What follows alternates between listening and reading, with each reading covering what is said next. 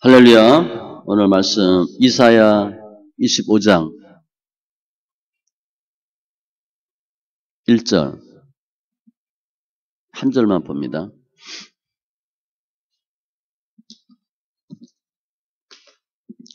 교재는 37쪽 섭리에 있어서의 수단 37쪽 제3절입니다. 섭리 중에서 3절.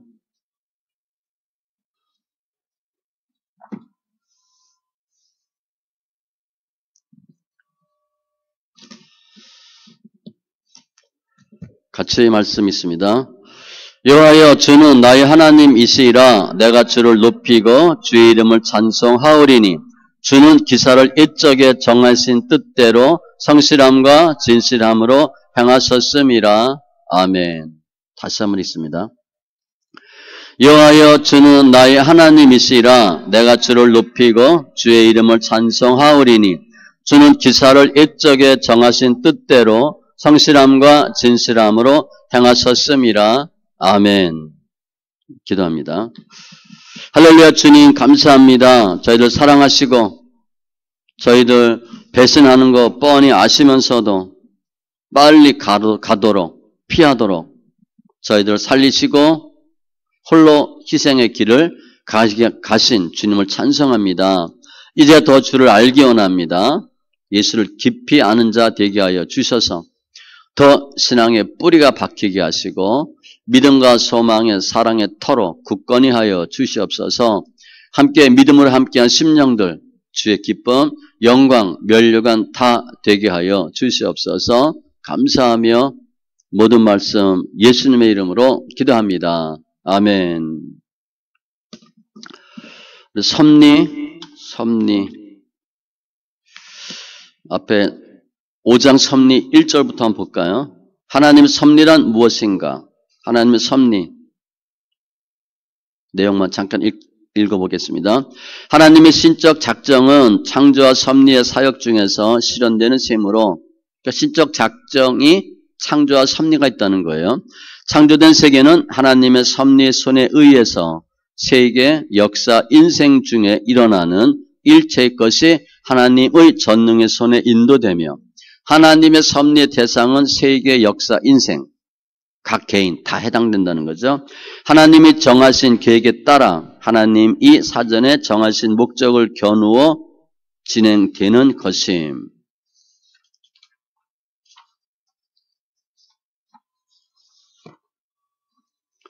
또 뒤에 보면 섭리는 대체로 세 개의 요소로 생각한다. 섭리는 뭐가 있나?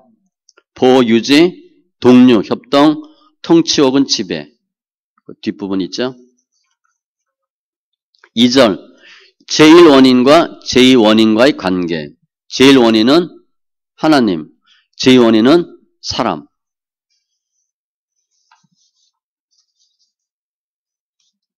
하나님이 제2원인을 통해서 하나님의 역사하심도 있다는 거예요. 오늘 3절 맨 위에 보면 칼빈주의는 철저한 유신론으로서 모든 것을 섭리라고 말할 때 섭리에 의해서 일어나는 사건이 한 형태의 경유를 반복하는 것이 아니고 어떤 때는 필연적으로 어떤 때는 우연적으로 어떤 때는 마치 인간의 자유의지대로 되어졌다고 생각할 수 있게끔 다양한 모습을 가지고 생겨지는 것이다.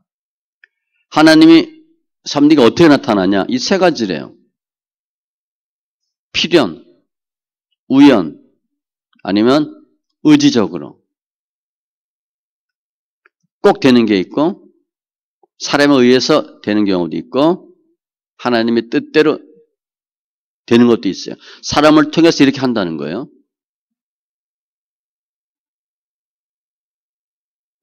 필연, 우연, 자유의지대로 섭리가 이루어지고 오늘 본문 3절 섭리에 있어서의 수단 특별한 섭리로서 기적의 문제 특별히 특별 섭리를 설명합니다. 기적 같은 일들 하나님은 그의 일반 섭리의 방편을 사용하시나 일반적인 객관적인 방법을 사용하셔요. 일반적으로.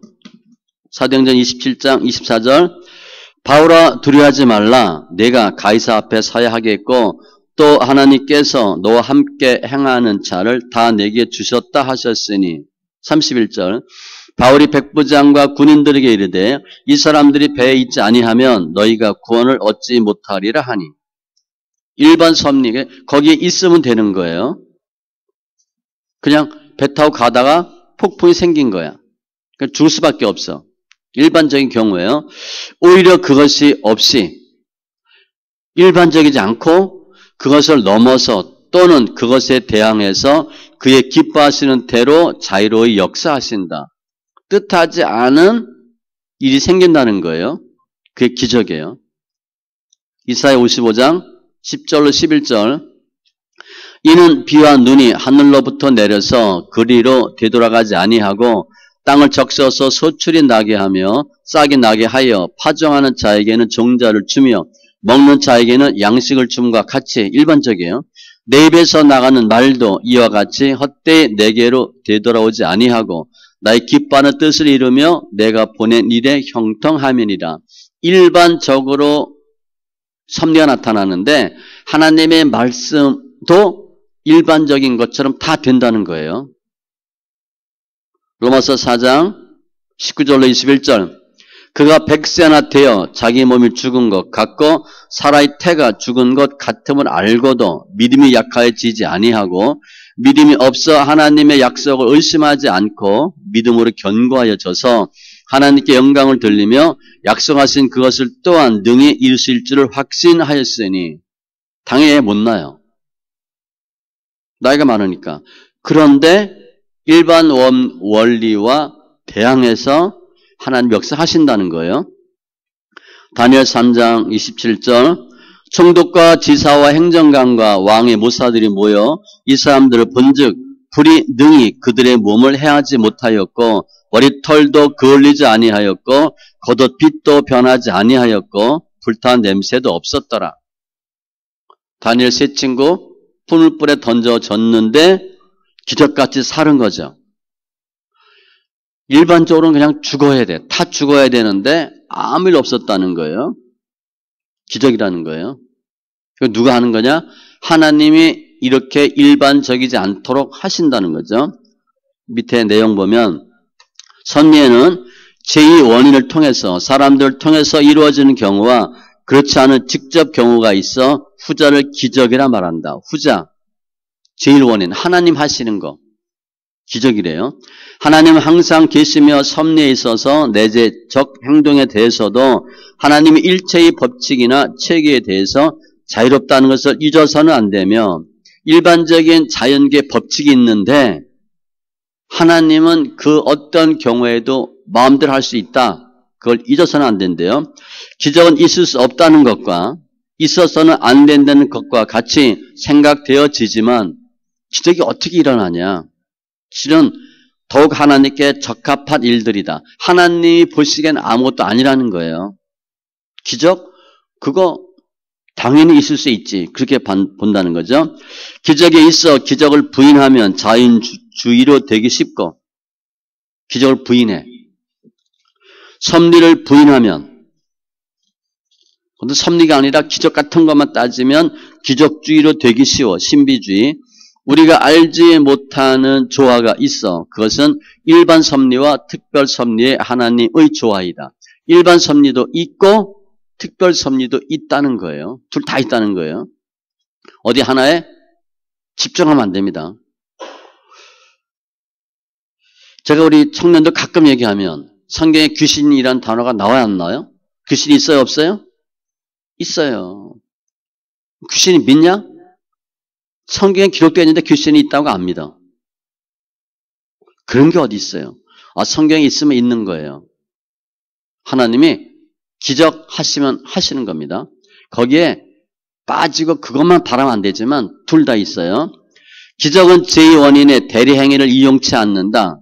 제2원인 대리행위는 하나님이 하지 않고 다른 사람을 통해서 하지 않는다는 거예요.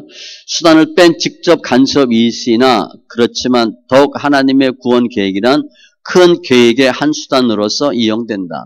특별 섭리도 하나님의 섭리 중에 하나다. 그런 내용입니다. 모든 자연법은 일반 섭리는 본래 하나님의 지혜 계획에서 나온 것으로서 하나님이 이렇게 자연 법칙을 만들었어요. 하나님의 목적 달성을 위해서 이용되는 하나님의 의지 표현이다. 일반적인 경우.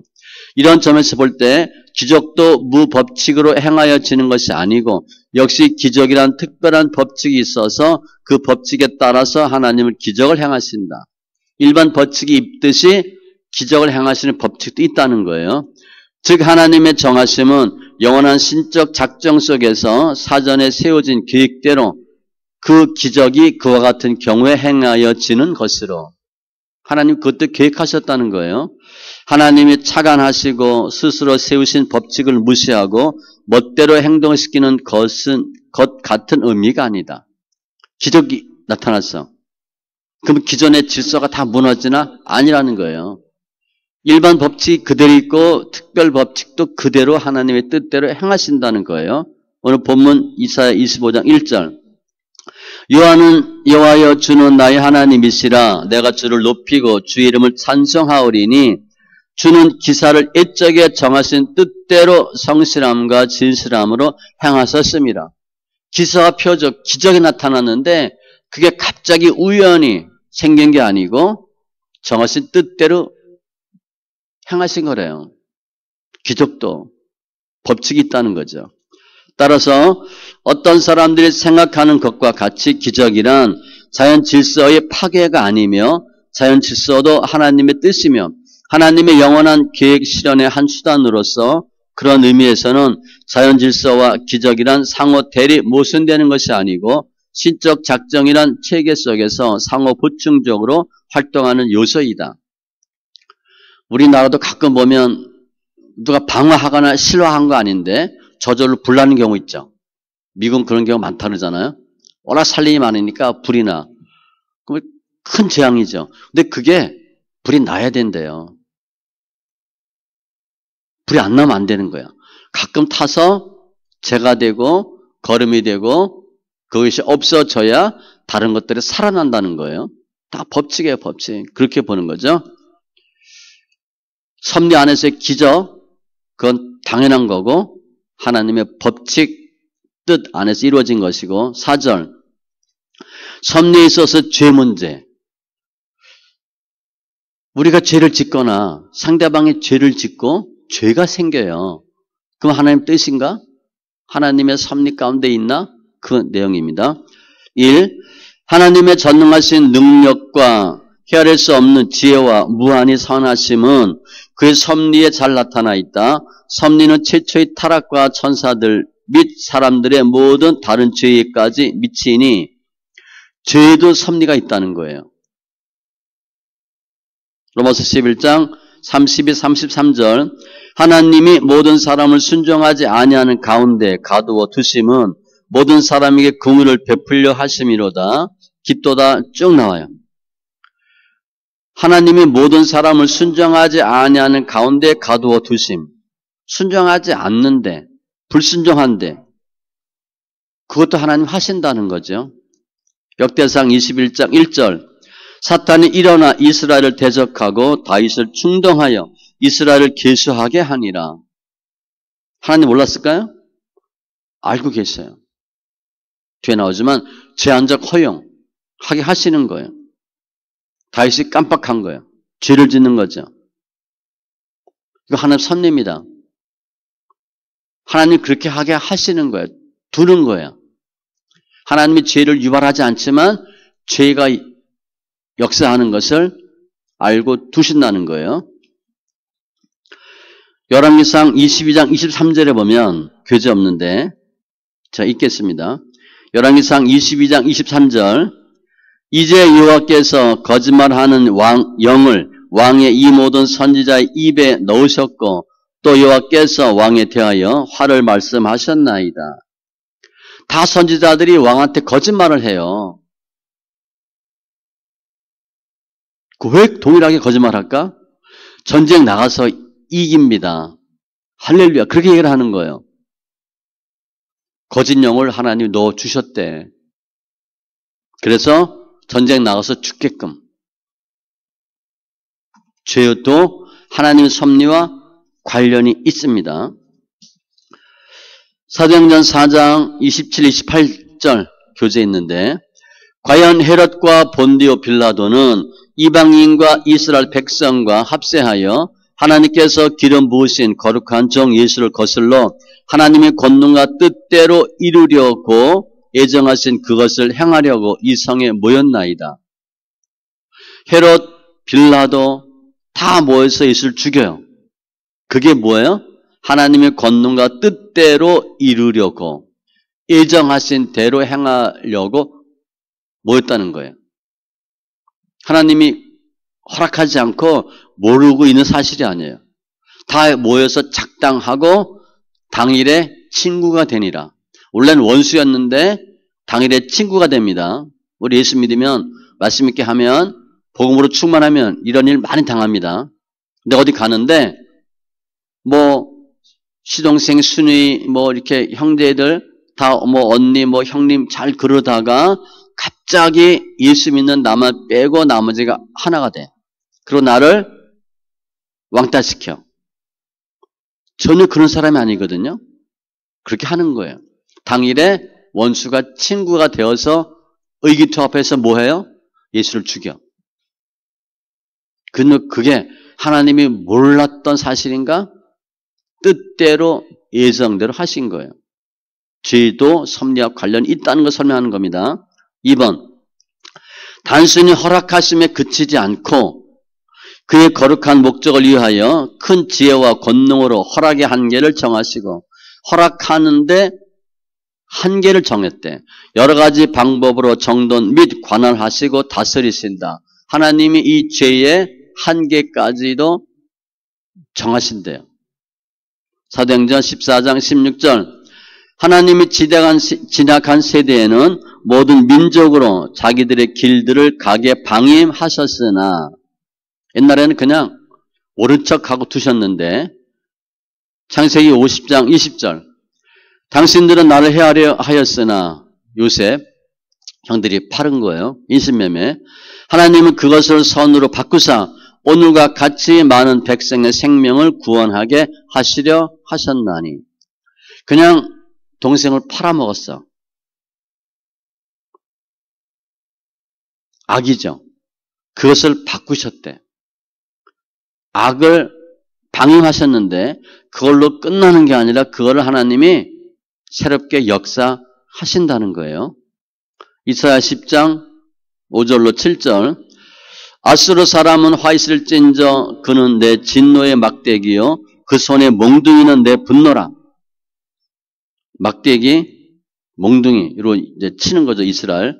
내가 그를 보내어 경건하지 아니한 나라를 치게 하며 이스라엘 내가 그에게 명령하여 나를 노하게 한 백성을 쳐서 탈취하며 노력하게 하며 또 그들을 길거리에 진흙같이 짓밟게 하려 하거니와 그의 뜻은 이같지 아니하며 하나님이 허락하신 거야.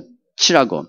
그런데 그들은 이같이 하지 아니하고 그의 마음의 생각도 이같이 아니하고 다만 그의 마음은 허다한 나라를 파괴하며 멸절하려 하는도다. 하나님이 어디까지 쳐 그랬는데 오버한 거예요. 3번 그러나 죄악성은 피조물에서만 나오는 것이요 하나님에게서 나오는 것이 아니니 그는 가장 거룩하시며 의로우셔서 죄의 조성자나 시인자가 아니시며 또 그러실 수도 없으시다. 죄가 분명히 섭리 가운데 있는데 하나님이 그거 조성하거나 시인이냐? 그건 아니라는 거예요. 하나님이 죄 짓게 하는 건 아니에요. 요한일서 2장 16절 이는 세상에 있는 모든 것이 육신의 정력, 안목의 정력, 이생의 자랑이니 다 아버지께로부터 온 것이 아니요 세상으로부터 온 것이라. 죄는 하나님이 조장하신 게 아니고 세상이 조장한 거예요. 야고보서 1장 13, 14절 사람이 시험을 받을 때에 내가 하나님께 시험을 받는다 하지 말지니 하나님은 악에게 시험을 받지도 아니하시고 친히 아무도 시험하지 아니하시느니라. 오직 각 사람이 시험을 받는 것은 자기 욕심에 끌려 미혹됨이니 내가 죄 짓고 시험 당하는 건 내가 하는 거예요. 하나님이 하게 하시진 않는다. 관련 있지만 주님이 조장하거나 시인하지는 않는다는 거예요. 인간의 최초의 타락에 대한 문제로 하나님의 섭리가 어디까지 이르고 있는가를 설명한 범죄 사실과 이 사실에 대한 인정의 경우 섭리 전체와의 관계를 살펴봄. 선악과 하나님은 다만 죄의 행위를 허용하는 것만이 아니고 그것을 하나님의 목적을 위하여 유도하고 지배하시고 계시며 모든 것이 활동으로 유익이 된다는 것이 아까 악을 선으로 바꾼 거 그것은 범죄의 행위로서 하나님의 행위는 아니라는 것임. 물론 섭리는 하나님의 행위이시다. 그러나 죄를 범하는 행위는 죄를 범하는 행위자로서 범죄자의 행위이므로 하나님 그 행위의 작가가 아니고 시인 찬성자도 아니다. 하나님이 죄를 짓게 두긴 했지만 죄는 누가 짓는다는 거예요? 사람이 짓는다는 거예요. 하나님이 죄를 져서 어떻게 하려고 한 건 아니에요. 하나님이 형들한테 팔아먹게 그렇게 죄를 짓게 한 건 아니에요. 근데 하나님이 그걸 바꾸는 거죠. 이것은 다음 두 가지를 포함한 죄의 행위는 다른 모든 행위와 마찬가지로 하나님의 허용에서만이고 허용해야 가능해요. 또한 하나님의 신적 작정에 기초로 해서만 일어난다. 다 섭리 작정. 하나님의 신적 작정과 허용 없이는 아무것도 일어나지 않는다. 따라서 죄 행위도 일어나지 않는다. 하나님이 허용해서 그래요. 그리고 하나님은 끊임없이 그것과 함께 인간이 죄를 범하는 것에 있어서도 제동하고 계시다. 하나님이 죄를 허용하는데 그럼 계속 죄를 허용하도록 두 개만 있냐? 그건 아니에요. 계속 막도록 하신다는 거죠. 범한 죄가 선을 위해서 역할하게끔 지배하고 계시다. 그 죄도 하나님이 변화시킨다는 거예요. 막을 수 있는 건 막고 아닌 건 막아주고 최소한의 범위 내에서 하나님 뜻 안에서 제한한다는 거예요. B. 하나님의 섭리는 인간의 죄의 원인이 되거나 인간이 죄를 범하는 것을 시인하는 것이 아니고 적극적 법률에 의해서 죄를 금하시고 계시다. 하나님은 계속 하지 않도록 해요. 그런데 인간이 자유의지로 죄를 짓는 거죠. 범죄의 경우 그 죄를 처벌하는 것은 제시하고 반대 행위를 억제하신다. 너 죄 지면 이렇게 혼난다.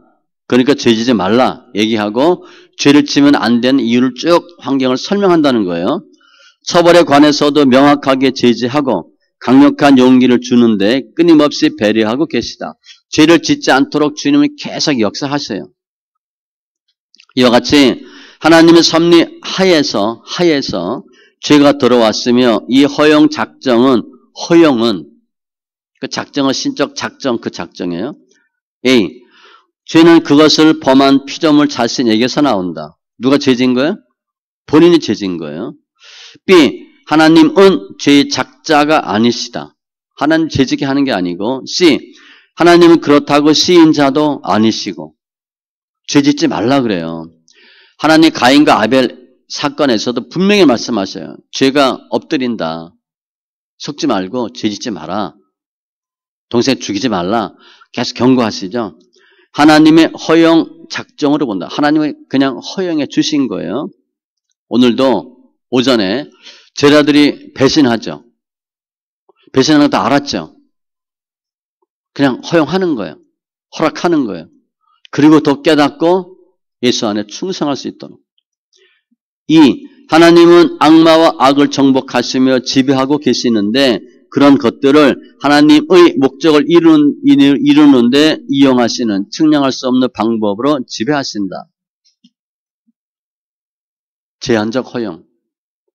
죄도 이용하는 거고 사탄도 하나님이 악인도 악한 날에 적당하게 지으셨느니라 두는 거예요.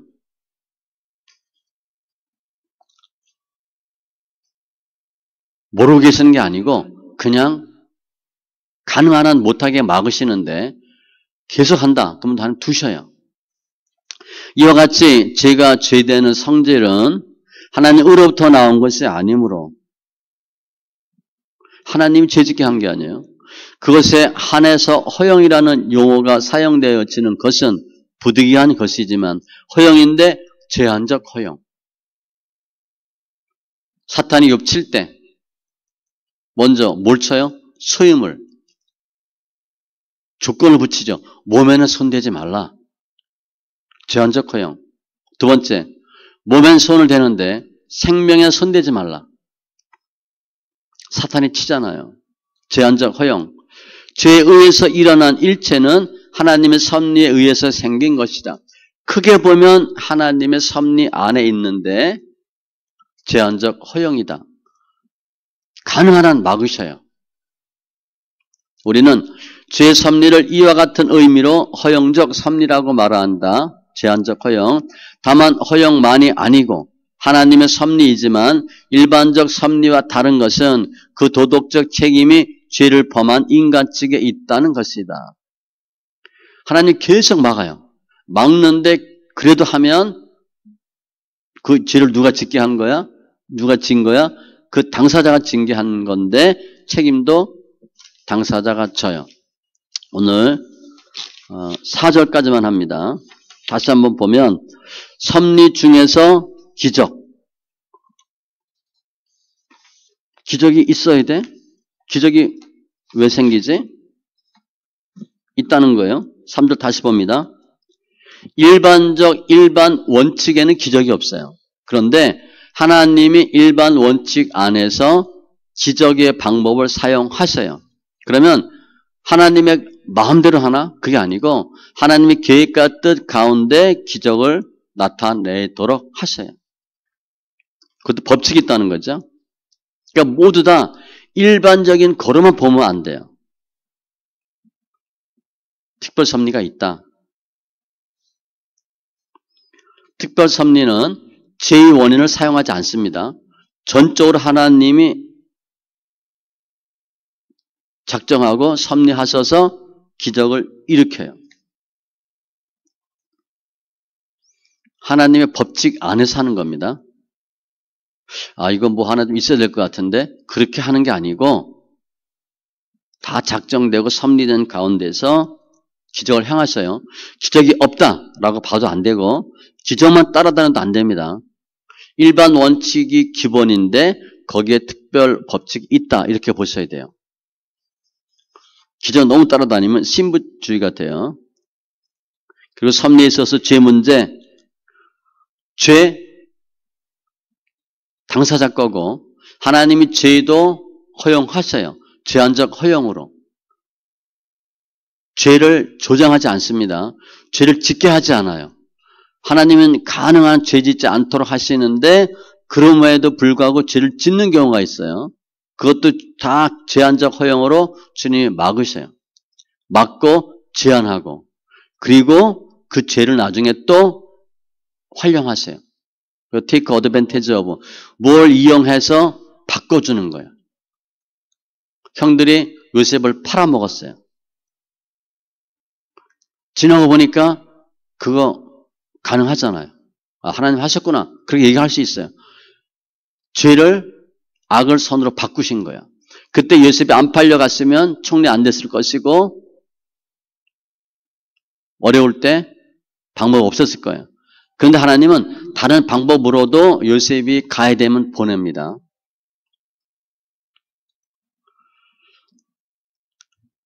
이삭과 야곱 이삭과 이스마엘, 야곱과 예서 복을 빼앗죠. 빼앗고 외삼촌 집에 가요. 아버지 속이고 축복을 받아. 예서의 축복을 받아요. 야곱이. 엄마가 짠 겁니다. 엄마가 그렇게 시킨 거예요. 그렇게 하지 않았다면 어떻게 됐을까? 그래도 주님은 예서가 큰 자가 작은 자를 섬기리라. 그렇게 했기 때문에 어떤 방법을 써서도 예서는 야곱을 섬기게 만들어요. 그런데 거기에 속였잖아.